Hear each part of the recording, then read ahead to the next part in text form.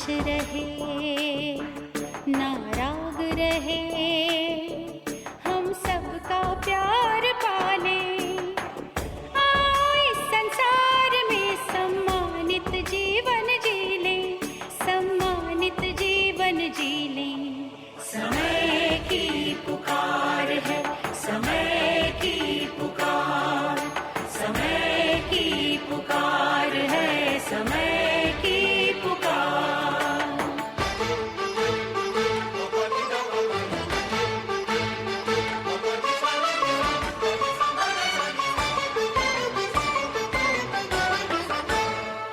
हाँ, सफल है करना वक्त हमें, जीवन में दृढ़ता लाए, प्रेम सरस रस बरसाए, दृष्टि में दिव्यता लाए, दिव्यता लाए।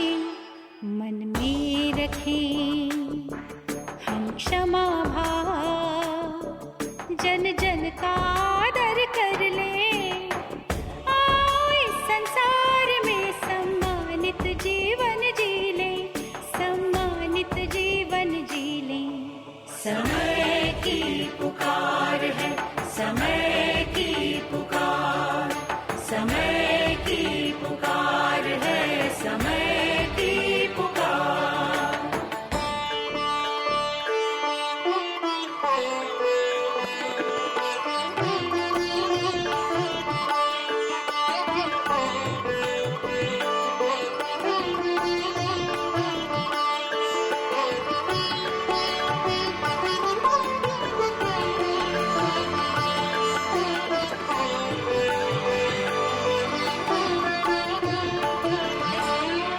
हम जागेंगे तब नई नई सी आशाएं जग जाएंगी, जीवन खुशहाल बनेगा, ये जिंदगी मुस्काएगी, मुस्काएगी। हम कर्मयोगी बन करके परिवर्तन जीवन कर ले। आओ इस संसार में सम्मानित जीवन जी ले, सम्मानित जीवन जी ले। समय की पुकार है, समय की पुकार, समय की पुकार है, समय की पुकार।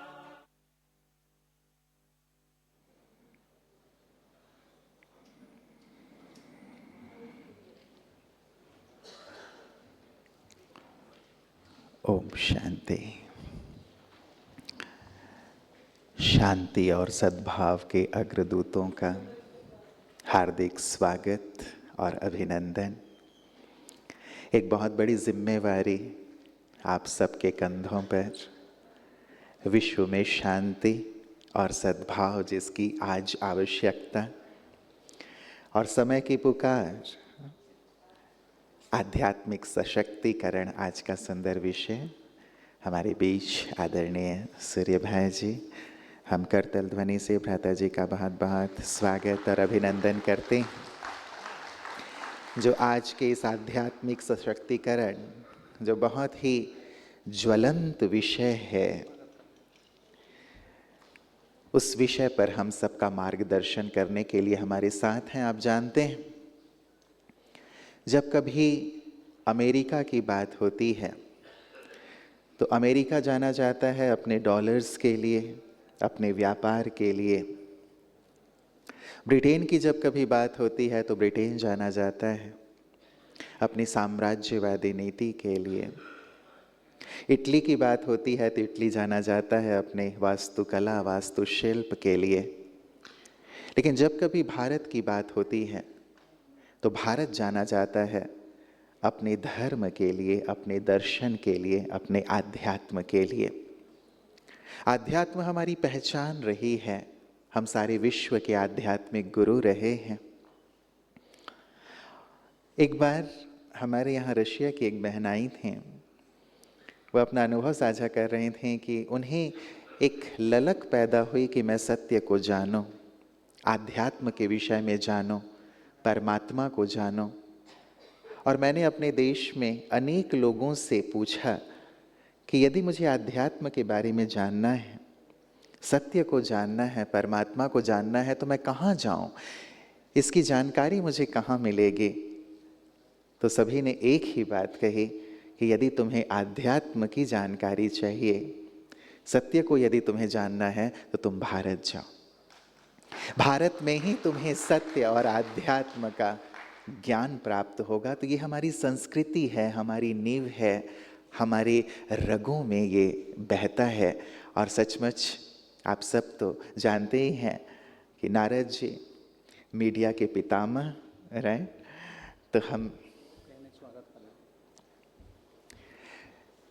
तो मीडिया के पितामहों के वंशज आप सब बैठे हुए हैं, जो नारायण नारायण करते हुए आध्यात्म के रंग को अब जन जन तक पहुंचाने के दायित्व का वहन करने वाले हैं। तो आइए शुरुआत में मैं आदरणीय भ्राता जी का पुष्प गुच्छों के साथ और साथ ही साथ पटके के साथ अभिनंदन के लिए हमारे नेशनल कोऑर्डिनेटर शांतनु भाई जी ही पधार गए हैं। जोरदार तालियों से हम भ्राता जी का स्वागत करते हैं। साथ ही नरेंद्र भाई जी जो गुजरात में हमारे कोऑर्डिनेटर हैं मीडिया के।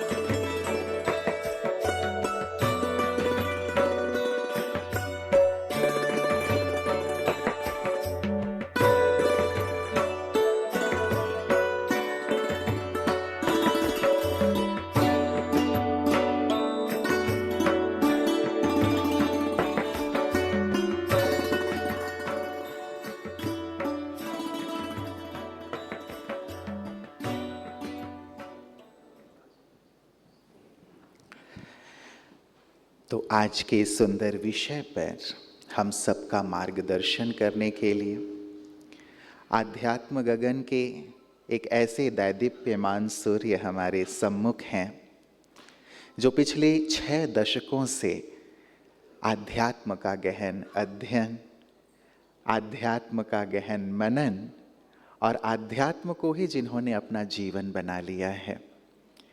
जैसे सूर्य आकाश में चमकते हुए सबको प्रकाश देता है, वैसे ही आदरणीय सूर्य भाई जी सबको आध्यात्म का प्रकाश दे रहे हैं, सबके जीवन में सुख शांति और खुशहाली ला रहे हैं।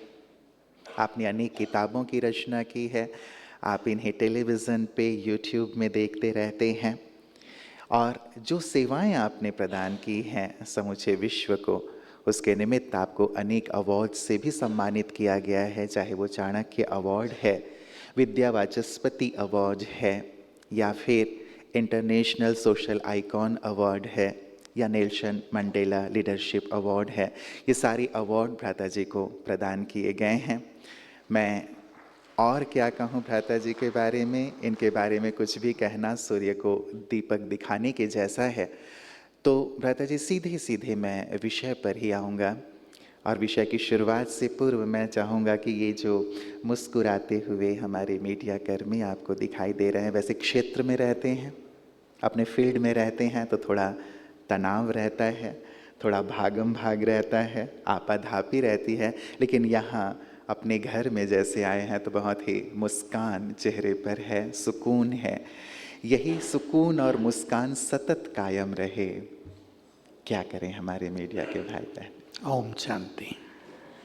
है सभी में मुस्कान, अंदर की भी है, पक्का? यहाँ आने के बाद बढ़ गई। बहुत अच्छा, इसको कायम रखा जा सकता है। आध्यात्मिक ज्ञान इसमें हमें बहुत मदद करता है। यहाँ आप देखेंगे, जिससे मिलेंगे उसके जीवन में कुछ अलौकिकता, कुछ अंदर में दिव्यता, पवित्रता आपको दिखाई देगी। तो इसके लिए कार्य करते हुए, आप सब कार्यों में व्यस्त रहते हैं, किसी किसी को रात को बहुत काम करना पड़ता है, थक भी जाते हैं, तन भी थकता है, लेकिन मन यदि न थके तो ये मुस्कुराहट बनी रहेगी। और इसके लिए चाहिए ईश्वरीय ज्ञान। देखिए, यहाँ भी हम लोग कार्यों में रहते हैं, हर एक की अपनी अपनी जिम्मेदारियाँ हैं, लेकिन मैं आपको एक छोटा सा फॉर्मूला बता रहा हूँ।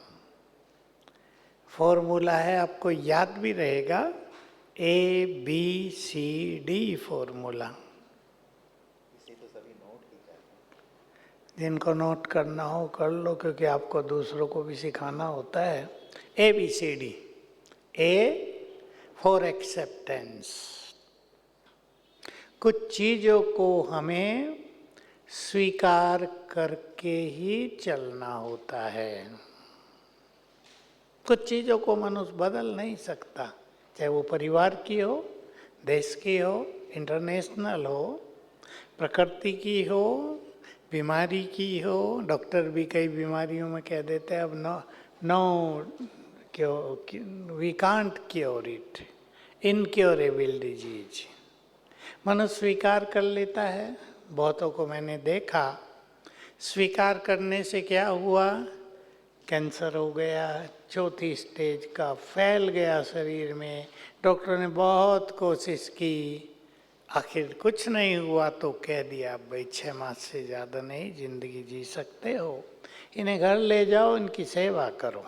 आजकल डॉक्टरों की ये लैंग्वेज है, इनकी सेवा करो। अब उस व्यक्ति ने स्वीकार कर लिया कि 6 मास की जिंदगी है। अब 2 सिचुएशन होती हैं। एक, वो इतना परेशान हो जाए कि रोज मरने लगे, और दूसरा ये, वो स्वीकार कर ले कि जब जीवन 6 मास का बचा है तो मैं 6 मास को क्यों ना एंजॉय करूं, क्यों ना कुछ पुण्य करूं।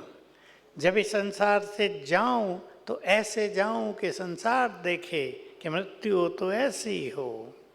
तो वो उन 6 मास को सुखपूर्वक, बल्कि बीमारी को इग्नोर करते हुए व्यतीत कर देता है।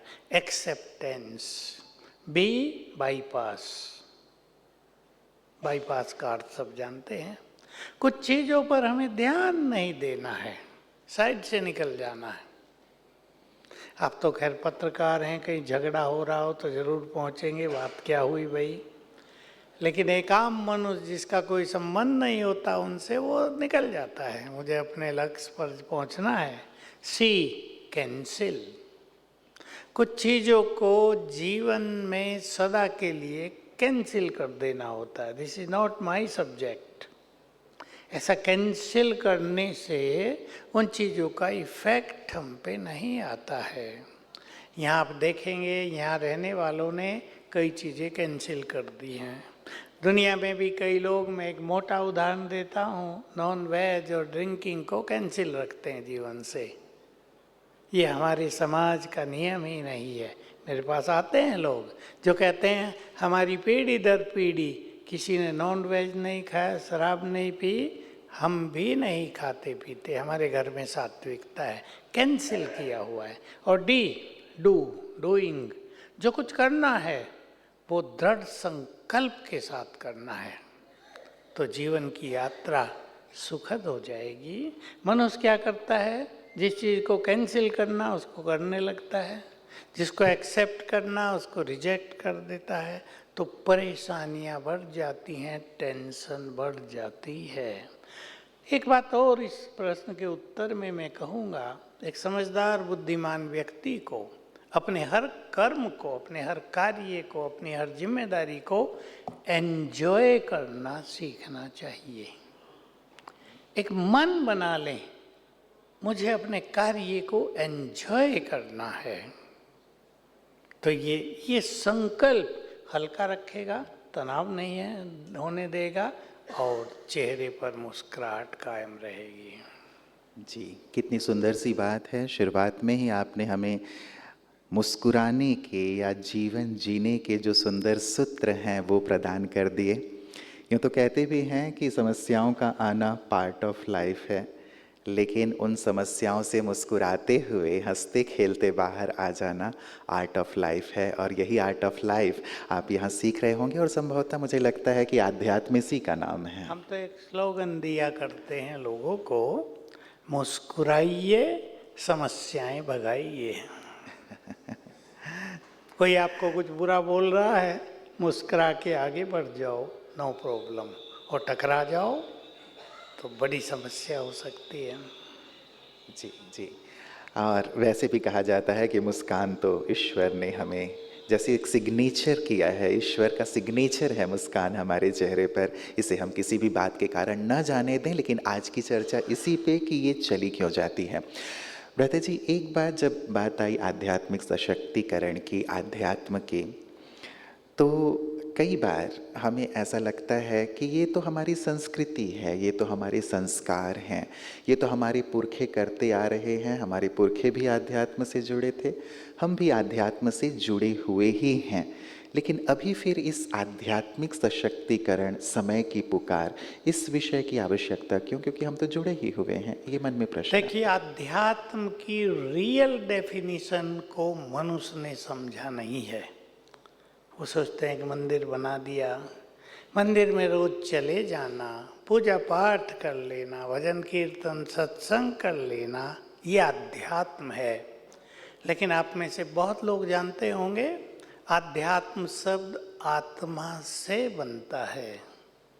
जब हम आत्मा बन जाएंगे, जब हमें ये कॉन्शियसनेस हो जाएगी, जो आपको यहाँ लेसन दे दिया गया है, मैं ये देह नहीं हूँ, आत्मा हूँ, और हमारा कनेक्शन परमात्मा से जुड़ जाएगा जो परम पिता है, और आत्मा के जो सब गुण आपको बताए गए यहाँ 7, वो जीवन में आने लगेंगे, उसको आध्यात्म कहते हैं। आध्यात्मिक पावर, उसकी बहुत ज़रूरत है। नहीं तो हम देख रहे हैं मंदिर तो बनते जा रहे हैं। देखो, मस्जिद, लोगों ने मंदिर तोड़ के मस्जिद भी बना दी थी, सब जानते हैं। लेकिन आज मंदिरों की संख्या पहले से बहुत ज़्यादा हो गई है, गली गली में हैं। और बहुत लोग हम देखते हैं, हमें बड़ी खुशी भी होती है कि यंग लोग हाथ में झंडा लेकर मंदिरों में जा रहे हैं। हमारे यहाँ भी एक देवी का मंदिर है, तो यहाँ के आदिवासी बहुत लोग हाथ में झंडा लेके अपने गांव से पैदल यहाँ तक आते हैं। तो ये एक अच्छी बात है कि आत्मिक जागृति, धर्म की जागृति हमारे युवा वर्ग में बहुत अच्छी तरह उभर रही है। लेकिन अध्यात्म है मन को प्योरीफाई करना, मन को शक्तिशाली बनाना, जो हमारे नैतिक मूल्य हैं, जैसे सुख देना, अहिंसात्मक वृत्ति में रहना, सबके साथ प्रेम बांट कर रहना, एक दो का सम्मान करना, उनको जीवन में धारण करना, यह अध्यात्म है। एक लाइन में कहें तो आत्मा की उन्नति का मार्ग अध्यात्म है, उसकी ओर हमें बढ़ना है।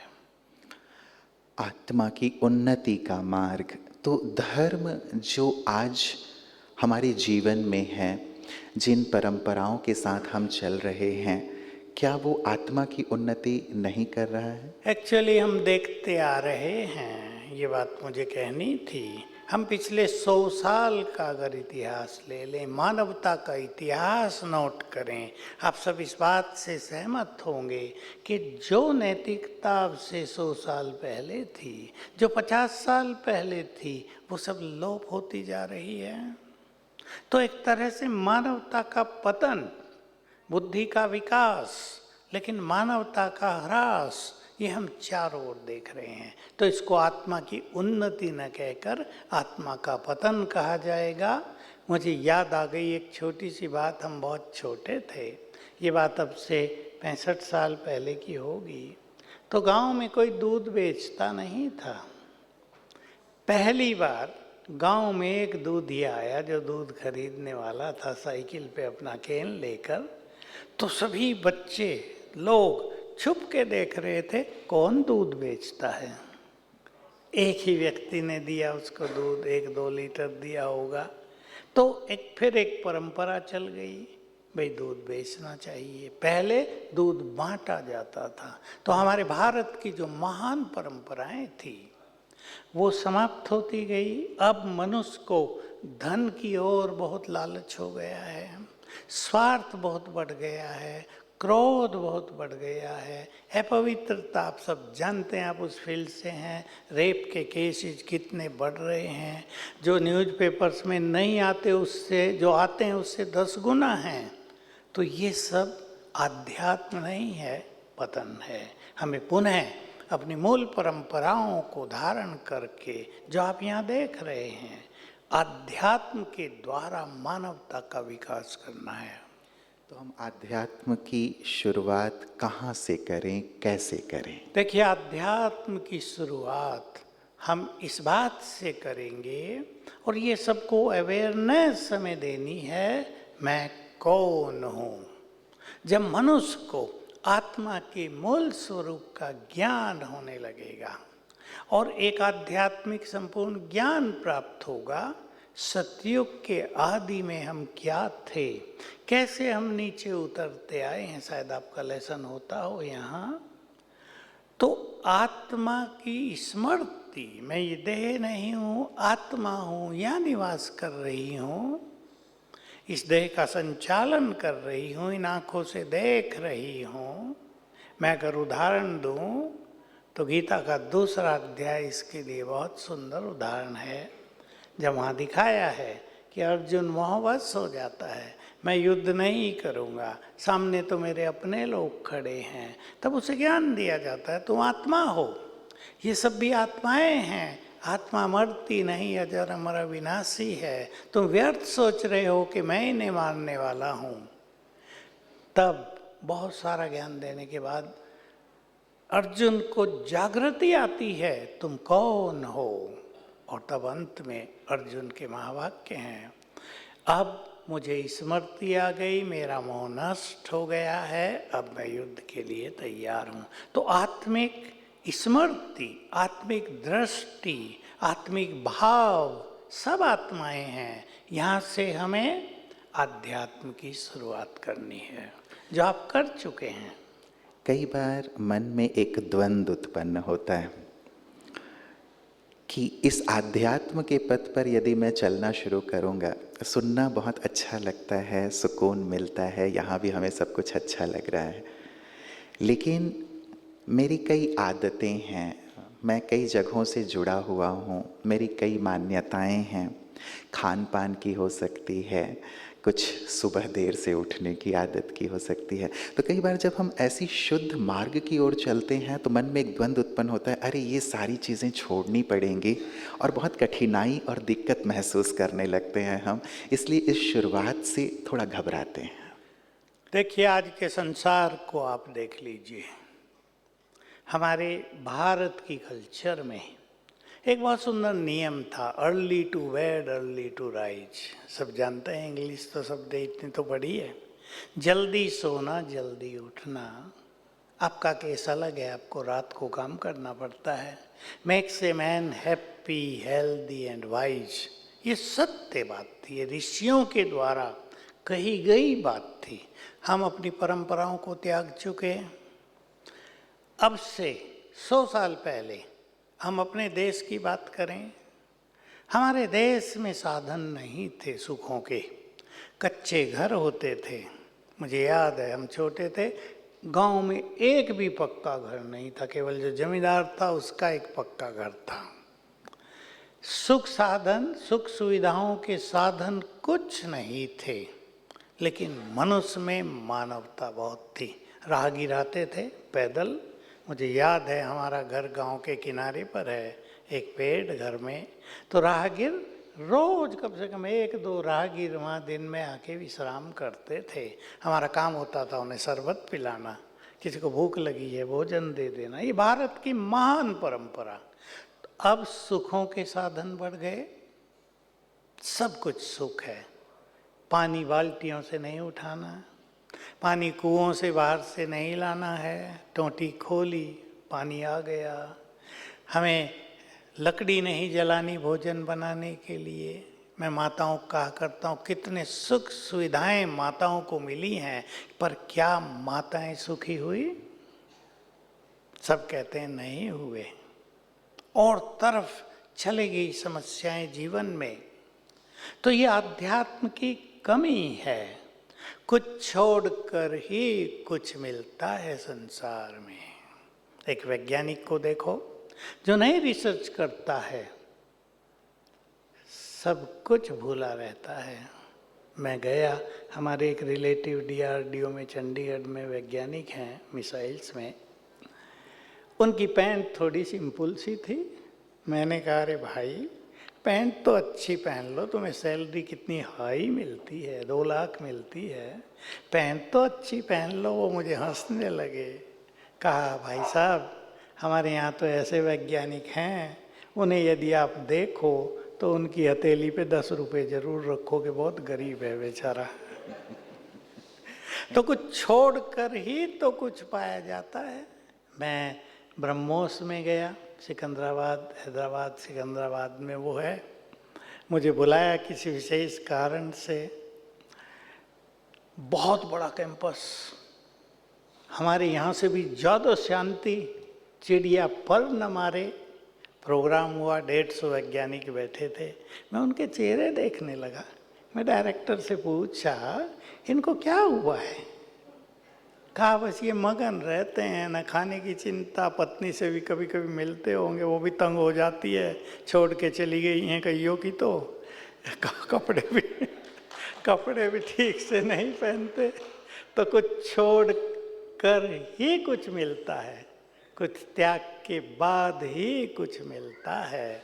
इसलिए जो छोड़ने की बात है, जहाँ भगवान मिलता हो, जहाँ परम आनंद की प्राप्ति होती हो, जहाँ आत्मसंतोष मिलता हो, जहाँ जीवन खुशियों का भंडार बन जाता हो, जहाँ होठों पर मुस्कुराहट छलकने लगती हो, वहाँ यदि बुराइयों को छोड़ना पड़े तो ये तो गौरव है हमारा। तो क्या इसके लिए तैयार हैं? लगता है कि हमें ये करना चाहिए।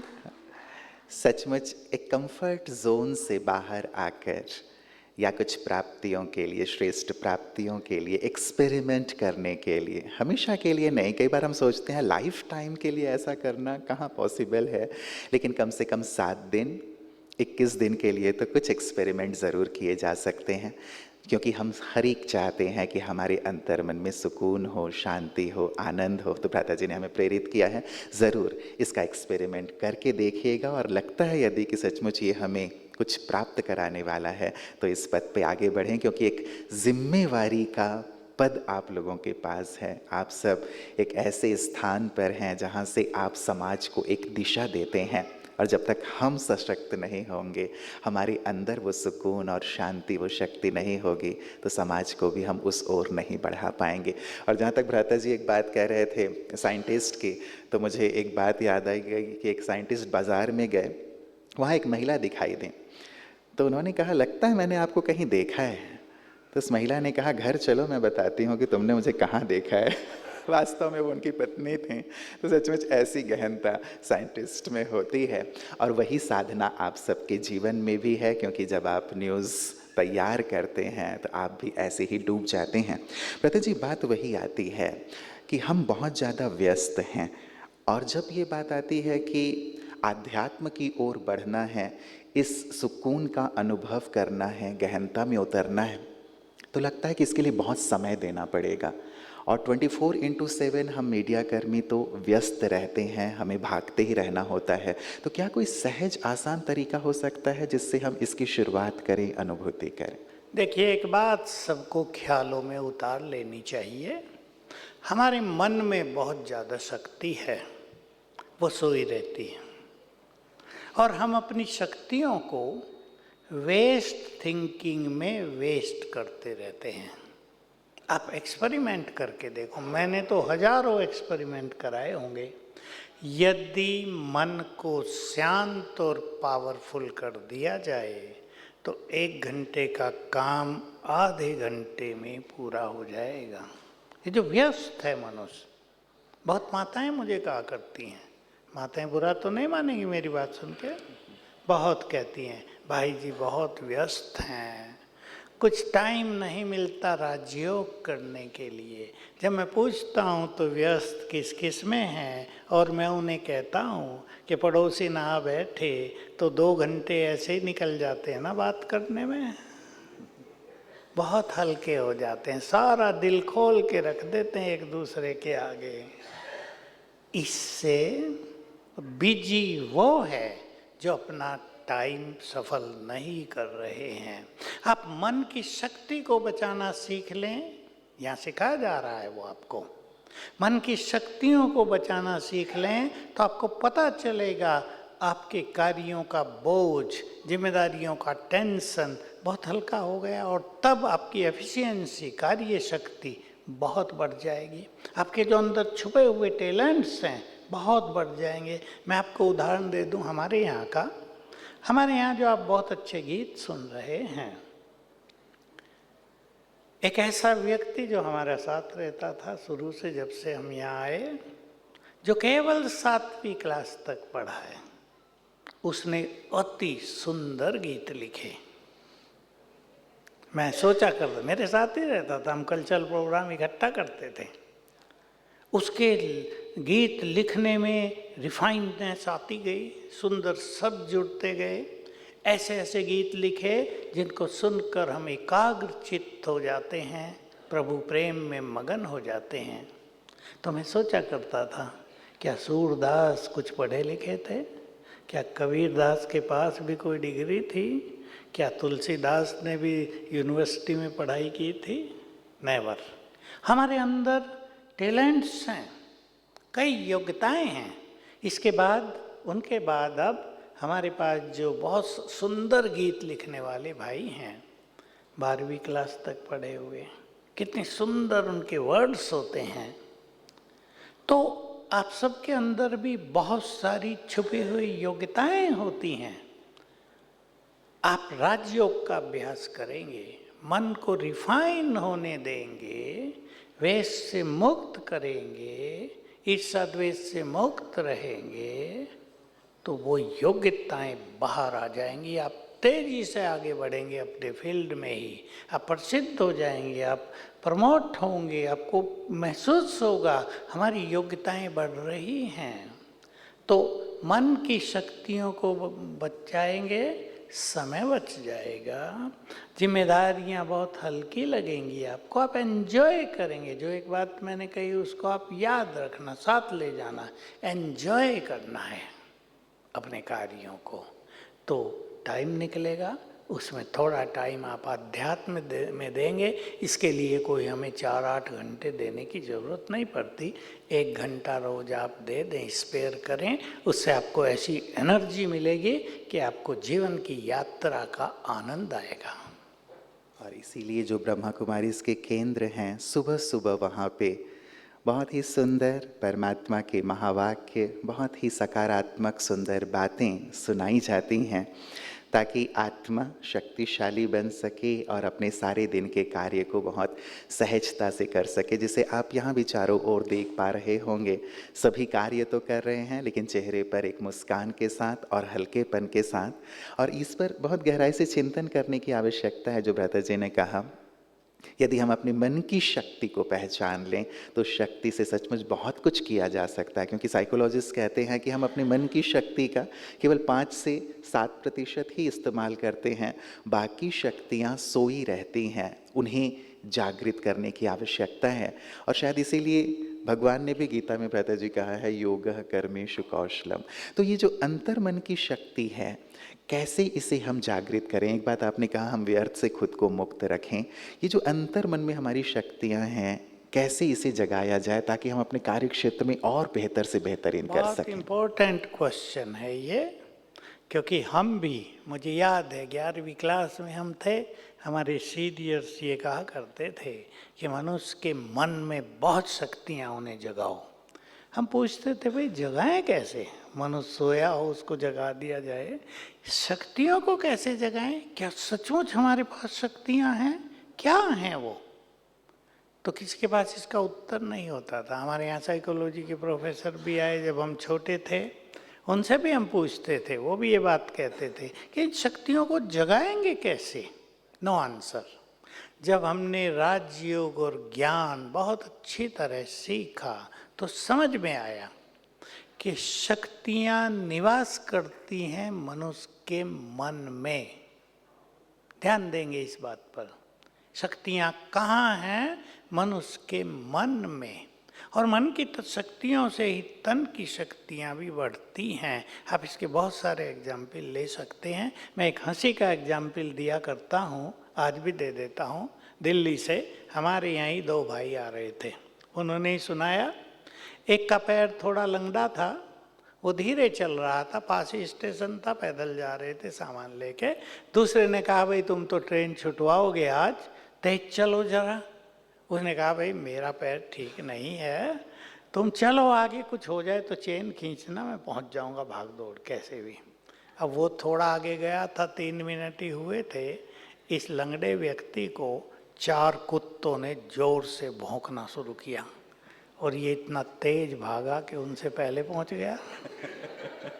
चैन खींचने की जरूरत नहीं पड़ी। शक्तियां हैं, हमने मान लिया है पैर कमजोर है, काम नहीं कर रहा। ऐसे बहुत सारे उदाहरण हैं हमारे पास।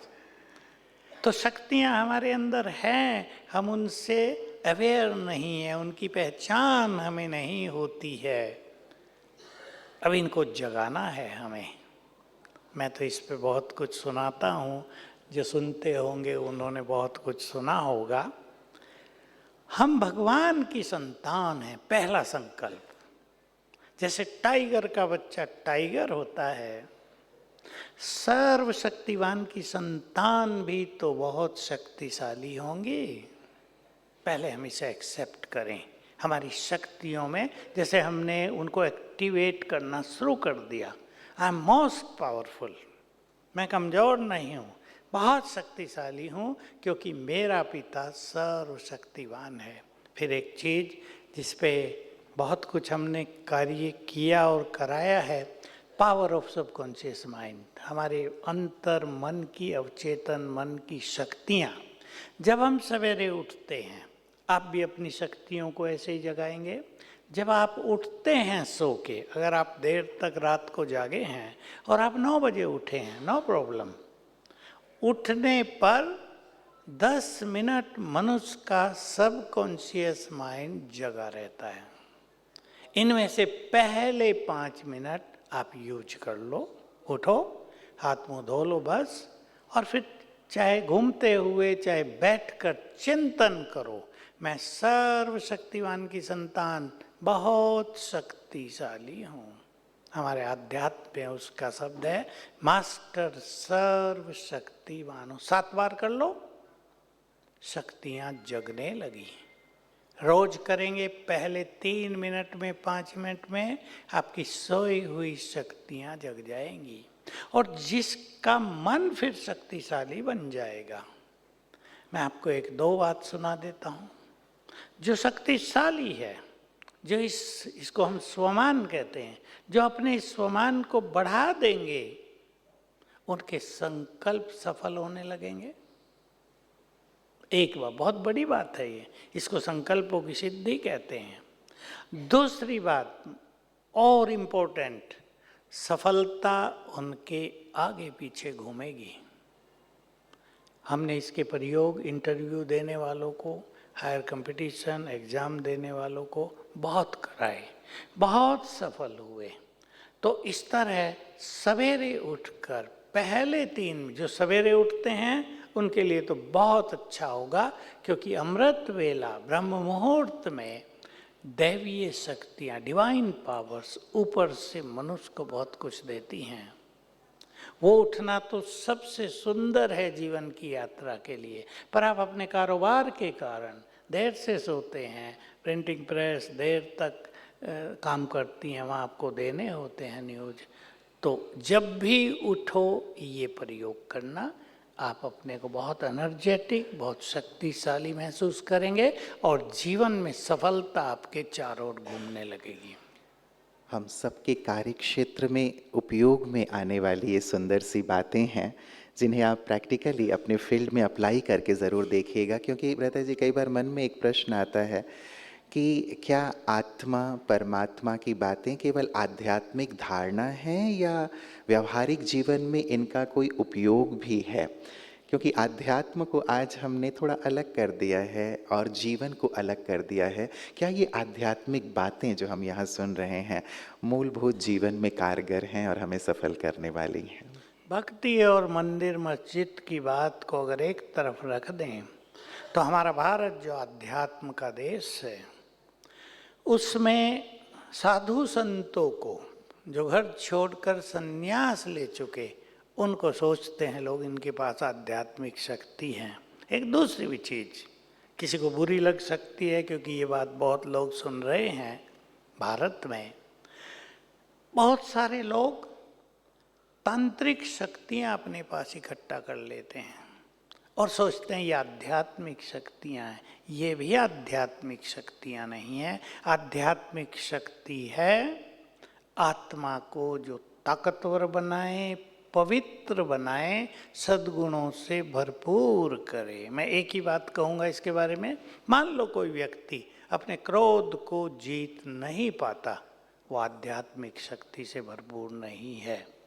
तो यह आध्यात्मिकता आप अपने जीवन में अपना सकते हैं और हम इसकी शुरुआत यहाँ से करते हैं। मैं एक ही बात कह रहा हूँ आपको, बाकी आपके यहाँ क्लासेज हो रहे होंगे। हम भगवान की संतान हैं। मेरे साथ साथ जरा चिंतन करो और अपने अध्यात्म की बिगनिंग कर दो अभी से। जिसे लोग भगवान कहते हैं, जिसे ढूंढने के लिए, जिसे मिलने के लिए अनेक साधु संत और महान तपस्वी कंदराओं में, गुफाओं में चले जाते हैं, संसार की सभी व्यसनों का, इच्छाओं का त्याग कर देते हैं, वो हमारा परमपिता है या नहीं? बोलो। भगवान हमारा परमपिता है, यही सत्य है। इसको लोग केवल कहते हैं। मंदिरों में जाके तो माता पिता हो, हाथ जोड़ते हैं।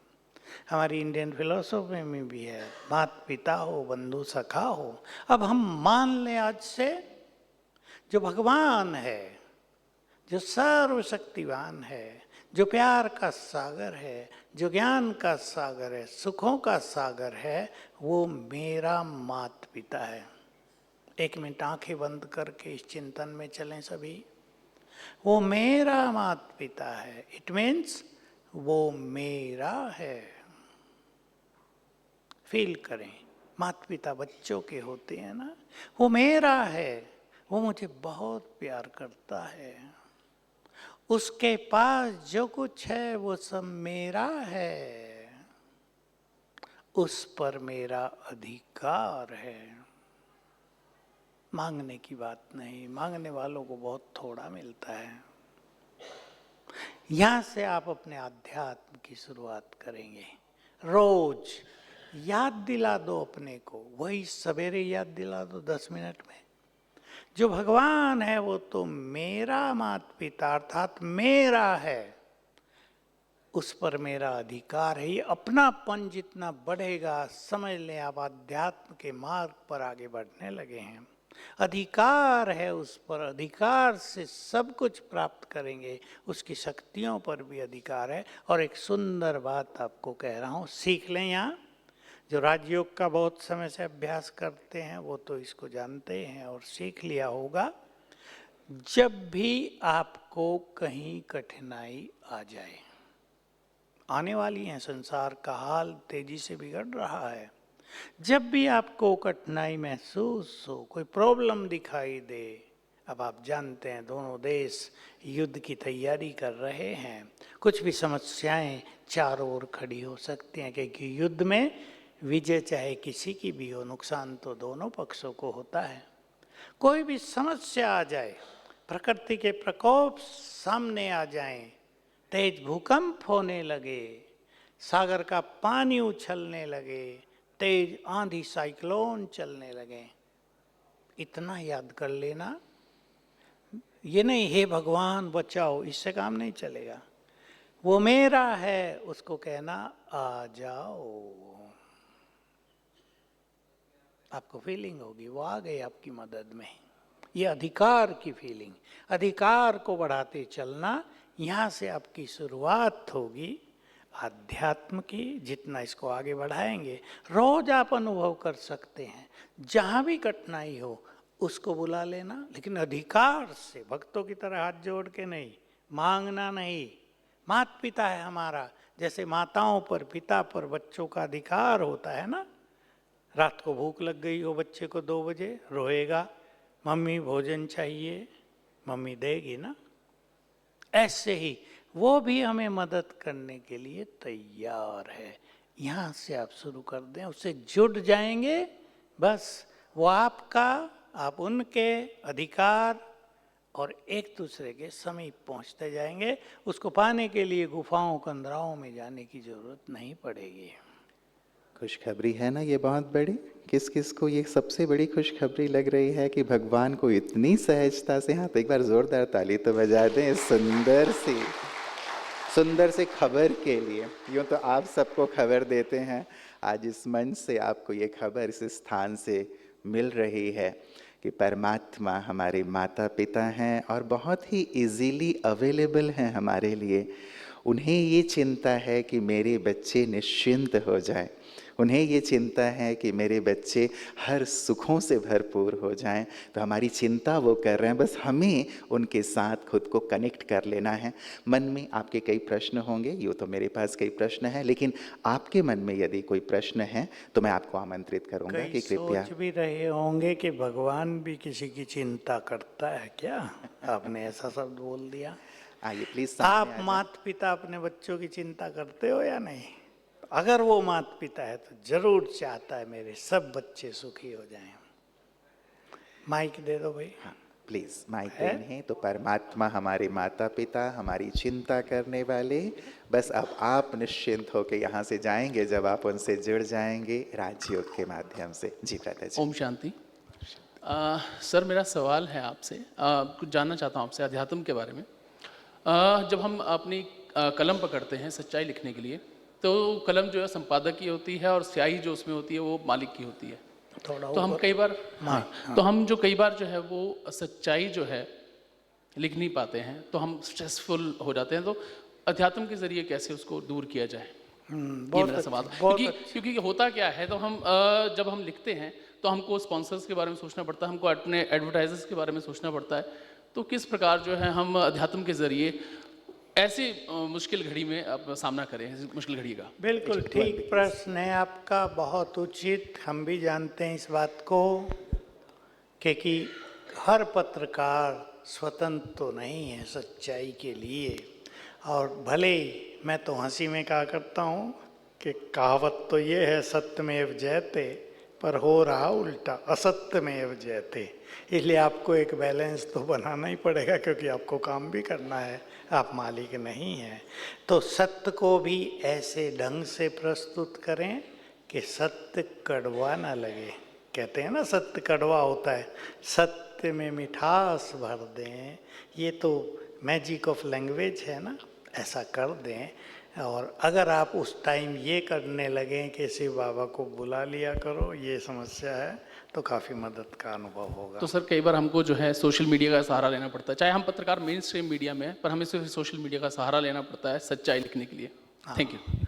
सोशल मीडिया का जिसका भी आपको सहारा लेना पड़े हो तो लेना ही चाहिए, लेकिन जैसे मैंने कहा सच्चाई कईयों को हर्ट कर सकती है, कईयों को कष्ट भी दे सकती है। इसलिए बहुत सुंदर बैलेंस पत्रकारों को रखना ही होता है, और आप उसको अच्छा जानते हैं। तो सत्य को मिठास के साथ, सुंदरता के साथ प्रस्तुत करें। और एक बात ये भी, आध्यात्मिक रूप से यदि खुद को एम्पावर करते चलें और परमात्मा को अपना साथी बना लें, जैसे भ्राता जी कह रहे हैं, तो सचमुच ऐसी दुविधा की स्थिति में भी वो चूँकि सत्यम शिवम सुंदरम है, तो वो सत्य राह हमें अवश्य दिखाएंगे। जी भ्राता जी। भाई ऑन नहीं है इनका? हाँ ऑन। माइक ऑन कीजिए। अपना नाम और स्थान भी अवश्य बता दें, फिर अपना प्रश्न रखें। ओम शांति। हाँ, मेरा नाम शुभेंदु कुमार राय है। मैं दूरदर्शन न्यूज़ दिल्ली से आया हूँ, डीडी न्यूज़ से। बाबा आपसे मेरा प्रश्न है कि कभी कभी हम लोग सिद्धांत का साथ में अपना ऊपर में एक ईगो और एक जैसे अपना सिद्धांत का साथ में मैं अपना पालन कर रहा हूँ सारा कुछ, उसके बाद मेरे ऊपर में मैं खुद का अपना दोष बता रहा हूँ, मैं सोच में पड़ जाता हूँ कि मैं ही सही हूँ, तो इसको मैं कैसे त्याग करूँ? जैसे कि अहंग पैदा हो जाता है, तो अहंग में कंट्रोल कैसे करूँ? अहम तो अनेक समस्याओं का बीज है। अहंग को कैसे त्याग करूँ? मनुष्य को कहीं कहीं झुकना पड़ता है, कहीं कहीं सहयोग भी देना पड़ता है। हमारे यहाँ भी एक पत्रकार हैं, तो जैसे भाई साहब ने पूछा ना सत्य की बात, तो वो यहाँ का बहुत कुछ सत्य लिखने लगे, सभी लोग उनके एंटी हो गए।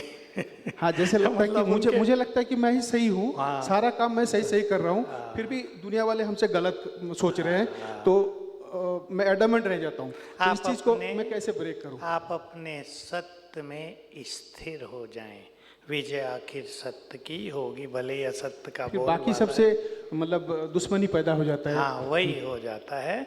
इसलिए जैसे मैंने कहा, एक शब्द आप ज़्यादा उस पर विचार करें, हमें सत्य को उजागर भी सोच समझ के, राइट टाइम देख के, उस व्यक्ति पर भी इसका क्या इफेक्ट होगा तब करना चाहिए।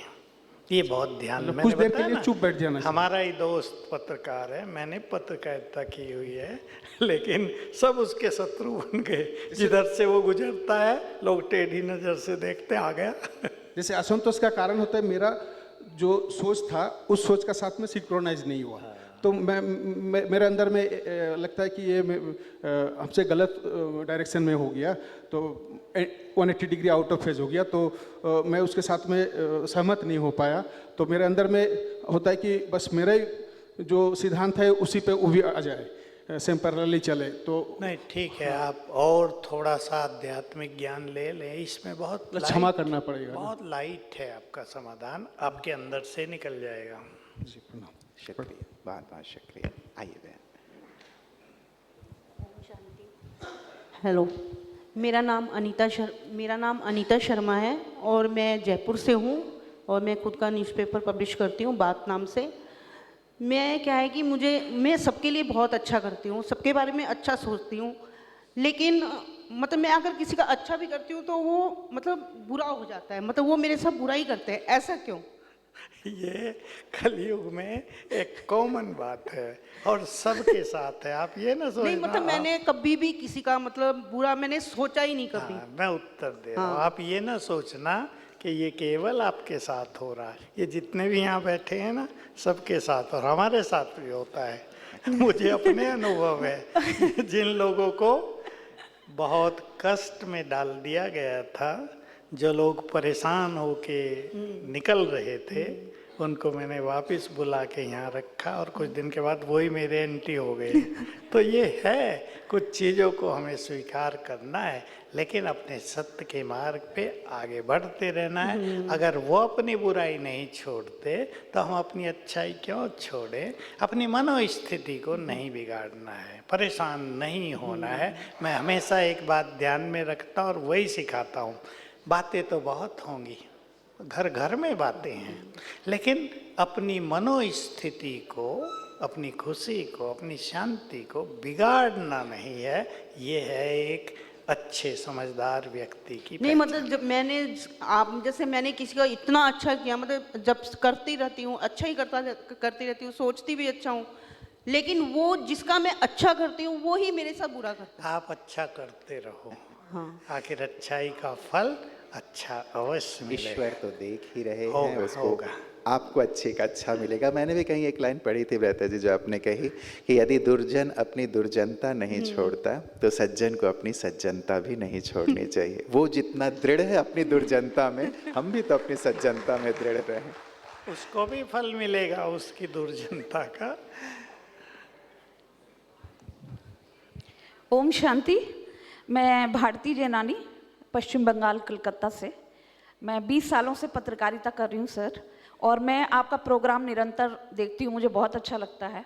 सबसे पहले तो मैं ब्रह्मा कुमारी ईश्वरीय विश्वविद्यालय के प्रति बहुत दिल से आभार व्यक्त करना चाहती हूँ कि हम लोग जो जिस पेशे में हैं, पत्रकारिता के पेशे में, तो ये लगता है कि कई बार काम के दबाव में हम मुस्कुराना भूल जाते हैं, लेकिन यहाँ का जो सिस्टम मैंने देखा इस संस्था का, कि जितने भी BK ब्रदर्स एंड सिस्टर्स हैं उनके चेहरे पर एक ऊर्जा रहती है और एक अच्छी वाइब्स हम लोगों को मिलती है। तो ध्यान आ रहा है कि मुस्कुराना भी हमारे लिए जीवन में कितना ज़रूरी है।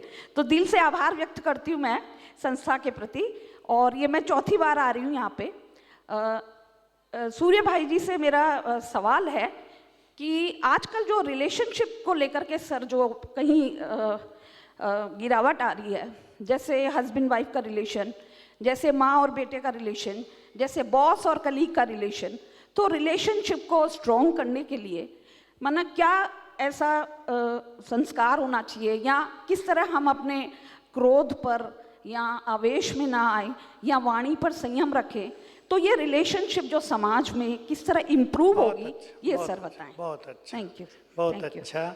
अखबार भरे पड़े रहते हैं, आज इसका डिवोर्स हो गया, आज उसने यहाँ वो कर दिया, सोशल मीडिया भरी हुई है। नो डाउट कलयुग में ये समस्या संबंधों की बहुत बढ़ गई है। जो संबंधों का सुख होता था वो बहुत बढ़ गया। एक हंसी का समाचार सुनाओ, किसी ने सोशल मीडिया पे डाला कि भाई मेरी पत्नी का संबंध 7 लोगों से और है, मुझे बचाओ, कहीं ये मुझे वैसे ही ना मार दे जैसे मेरठ में मारा था। बेचारा पुलिस के पास पहुंच गया। तो संबंधों का सुख अति कम हो गया है। मैं सभी पत्रकारों को एक सुंदर बात कहना चाहता हूँ, अपने अखबारों में आप एक ऐसी परंपरा प्रारंभ कराओ, छोटा सा, बड़े लेख तो आजकल लोग पढ़ते नहीं हैं, 10 लाइनें ही छोटी, मनुष्य को कुछ नैतिकता सिखाने की प्रेरणा देने वाली हों, क्योंकि नहीं तो ये संबंध इतने कड़वे होते जा रहे हैं। कोर्ट में कम से कम 2 करोड़ केस डिवोर्स के पड़ गए हैं। अब वो कब हल होंगे, फाइलें नीचे दबती जाती हैं। 2 परिवारों में क्या 10 परिवारों में कितनी अशांति होती है, बदनामी होती है, लोगों को नींद नहीं आती, क्योंकि मेरा ये इन चीज़ों से संबंध रहता है, लोग समाधान लेने आते हैं।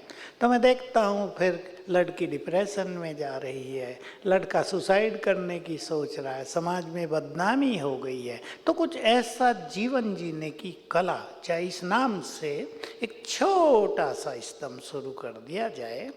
बाकी ईगो के कारण समस्याएं हैं, और जो आपने बात कही क्रोध के कारण समस्याएं हैं, और ये समस्याएं to be very open boyfriend girlfriend के कारण बहुत समस्याएं हैं।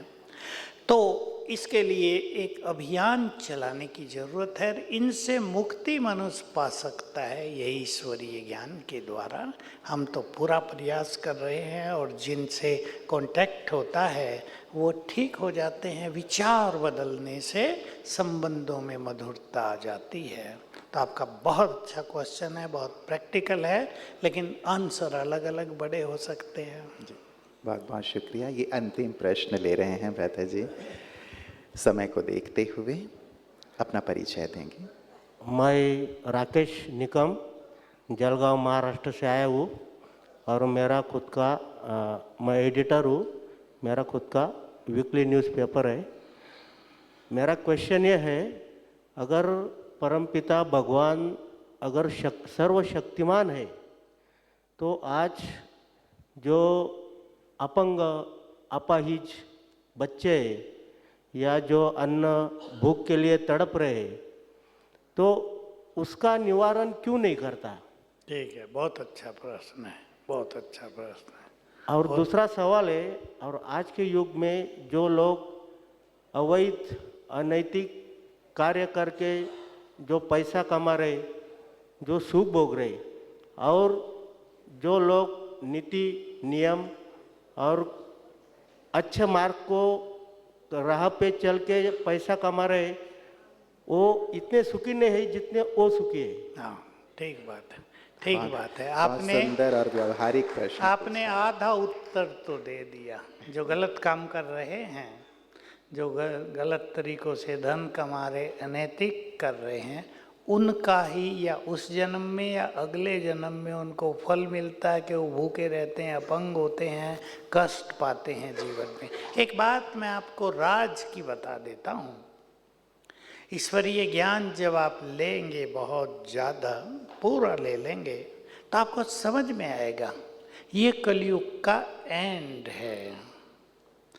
यहाँ तमो प्रधानता, तामसिकता अपनी अंतिम सीमा पर आ गई है। तो ये युग है ही पापियों का। थोड़ी कड़वी बात है, लेकिन आप इस पे चिंतन करना।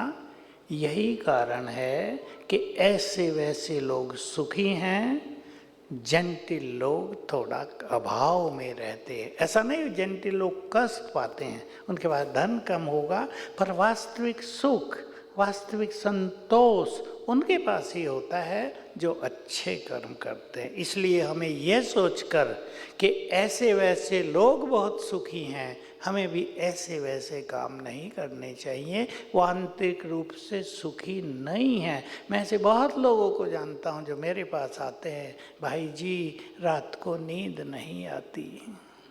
एक व्यक्ति के पास हम गए, उसका बहुत बड़ा घर था, वो बड़े नशे से हमें दिखा रहा था, मैंने इतना पैसा लगा के घर बनाया है, अपने रूम में ले गया, मेरी बेड 1 लाख रुपए की है, इस पे जो गद्दा पड़ा वो इतना महंगा है, सारे साधन थे, बड़ा रूम था, लेकिन भाई जी एक समस्या है। मैंने कहा क्या रह गई समस्या? आपका तो सब कुछ सुंदर है, रात को नींद नहीं आती। तो ये भूल जाएं आप कि ऐसे वैसे लोग सुख पा रहे। कर्मों की सजा सबको मिलती है। भगवान सर्वशक्तिवान है, इसका अर्थ ये नहीं जिसने पाप किए उसको अगला जन्म अच्छा मिल जाएगा, उसको उसके कर्मों की सजा मिलती है। इसलिए लास्ट एक सूत्र आपको कह रहा हूँ, जिसके साथ जो कुछ भी हो रहा है उसके कर्म ही उसके जिम्मेदार हैं। Thank you very much. ओम शांति। बड़ा मजा आया आपके बीच आकर। दिल से बहुत बहुत शुक्रिया अदा करते हैं भ्राता जी का। एक बार पुनः जोरदार तालियां भ्राता जी के लिए, जिन्होंने हमें इतने सुंदर आध्यात्मिक समाधान दिए हैं, आध्यात्मिक रूप से हमें सशक्त बनने की सुंदर युक्तियां दी हैं, ऐसे सूत्र दिए हैं चिंतन के, जिन चिंतन को अपने जीवन में लाकर हम अपने चरित्र को श्रेष्ठ बना सकते हैं और समाज के चरित्र के निर्माण में भी अपना सुंदर योगदान दे सकते हैं। आवश्यकता आज केवल इस बात की है, ऐसा महसूस होता है कि ज्ञान हमारे पास सुंदर से सुंदर है, आवश्यकता है उसे अपने आचरण में लाने की, आवश्यकता है उसे अपने अनुभव में लाने की, आवश्यकता है उसे अपने जीवन में लाने की। और जब कभी भी हम परिवर्तन की बात करते हैं तो हमेशा हमारा ध्यान दूसरों की ओर ही जाता है, लेकिन यहाँ से एक सुंदर सा संकल्प अवश्य लेकर जाएं। जब हम परिवर्तन की बात करेंगे, उन्नति और विकास की बात करेंगे, तो दूसरों की ओर नहीं देखेंगे लेकिन खुद की ओर देखेंगे। मैं अपने परिवर्तन से समाज में परिवर्तन लाऊं, अपने परिवर्तन से विश्व में परिवर्तन लाऊं, अपने सशक्तिकरण से औरों को सशक्त बनाऊं। यही एक सुंदर संदेश आप यहाँ से लेके जाएं। तो दिल से आप सभी का भी एक बार बहुत बहुत शुक्रिया। एक बार अपने लिए भी ज़ोरदार तालियां बजा लें, क्योंकि आप सब सचमुच शांति और सद्भाव के अग्रदूत हैं। आप सब की ओर दुनिया देखती है और आप जो भी संदेश देंगे उस संदेश को हृदय से वो पढ़ते हैं, सुनते हैं, समझने की कोशिश करते हैं। तो एक बहुत बड़ी जिम्मेवारी ईश्वर ने आप सबको दी है। तो आप सबसे हम सब की भी यही कामना रहेगी कि यहाँ से जब जाएं तो ऐसे सकारात्मकता के दूत बन के जाएं, शांति और सद्भाव के, जो समाज में शांति और सद्भाव जल्द से जल्द स्थापित हो। बहुत बहुत शुक्रिया। ओम शांति। ओम शांति। बहुत बहुत धन्यवाद सूरज भाई और साथ में हमारे रुपेश भाई जी को। आप सब टीवी चैनल में देखते रहते हैं कि भाई साहब कितना जो भी प्रश्न है उसका समाधान हमेशा ही देते हैं, सबको सबका मार्गदर्शन करते हैं।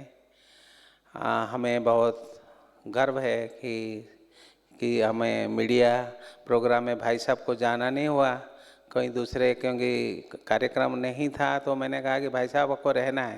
बोला है मैं ज्ञान सरोवर में ही हूँ, आपको कोई, मैं आऊँगा ज़रूर। उन्होंने वादा किया, क्योंकि हमेशा बाहर भी जाना पड़ता है उनको, लेकिन उन्होंने इस समय अच्छा हुआ कि भाई साहब का कोई प्रोग्राम नहीं बना था।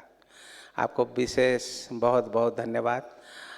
हम 2 मिनट साइलेंस में बैठेंगे बाबा के याद में, लेकिन उससे पहले एक छोटा सा अनाउंसमेंट है कि आप सब